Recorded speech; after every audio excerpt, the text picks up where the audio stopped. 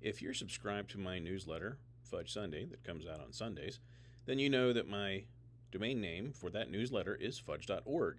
But it used to be sunday.fudge.org, and I've cataloged all my trials and tribulations along the way, starting with Twitter, using review, moving to Substack, and then from Substack over to Buttondown.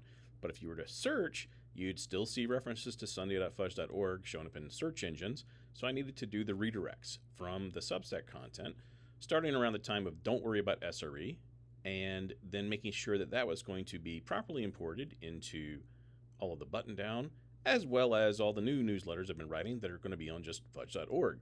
So what I did was I went over to Netlify and took a standard Next.js boilerplate, started off, deployed it to GitHub, and then went in and made a couple of important updates. The first is if we go in and look at some of the domain management choices, I've got this sunday.fudge-org substack rectify, boom, long words, but basically it's a subdomain.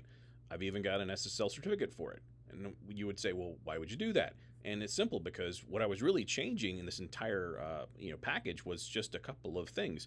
The first is I went to a redirect file and made it exhaustive. So taking the entire contents of, say, sitemap XML and then redirecting that into a proper format, which would itself do redirects. So for every /p and for all the legacy ones for what was review/issues, all of those now become and direct to the right place. So for example, this Don't Worry About SRE, if I was to sunday.fudge.org and then /boom, it should just direct me over to fudge.org. And the reason it does that is because I have, in this example, updated DNS so that when you go to sunday.fudge.org and look at that text record, it'll actually take you over to our fine friends at Netlify.